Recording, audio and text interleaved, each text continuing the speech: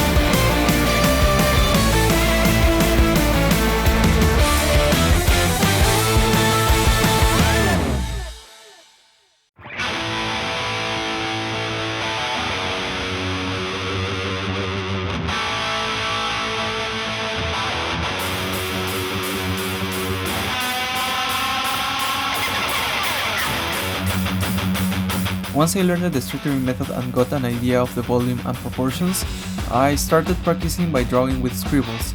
Now for this I really recommend to have a basic knowledge of the forms of the muscles. You don't need to know every single name of every single muscle, you just need to understand the forms. This helped me mostly for capturing faster the pose and the energy. I try to see this as a sculptor. The scribbles will be the mass and I will start carving the lines to get the pose that I want. This works amazing for dynamic figures. Now these days, whenever I draw my comics or any kind of illustration, I will use this on the layouts to figure out the composition first and not much on the clean sketch part. But depending on the difficulty of the pose, I will use this method.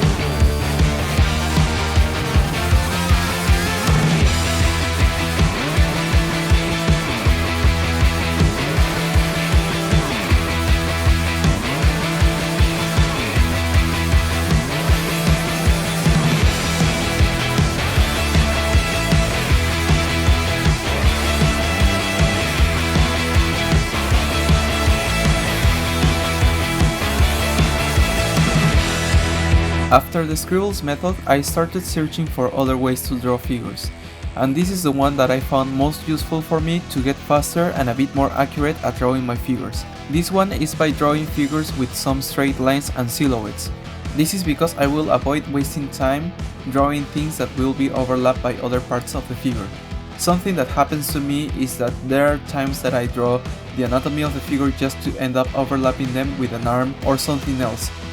So with this method I will try to solve the pose at once, since if the silhouette works, the inner details should also fit, but I still feel free to erase if something doesn't work.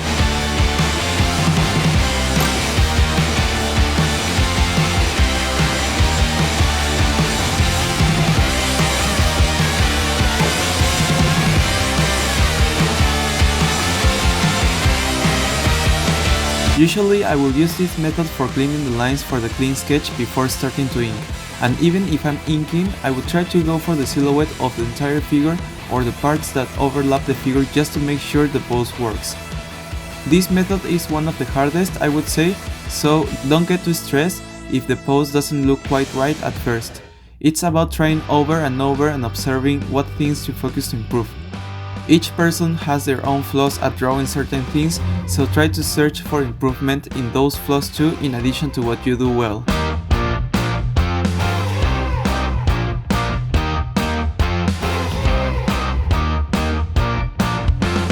People from all walks of life on the train like cold smashed ice. Vagabonds and marriages, that's going wrong. Death and coffee shops, TV categories called reality, polluted nature by corrupt ministries. We're all passengers. Let loose on the train. Have fun, don't stay sane. It's a part of the game. Ooh, ha, ooh, ha. That rumbling sound. In every building, a gamer and a drunk. Green parks with shitting dogs. Hey policeman, I'm in 3 modern families. Faster, slower, shades on, hit the gas.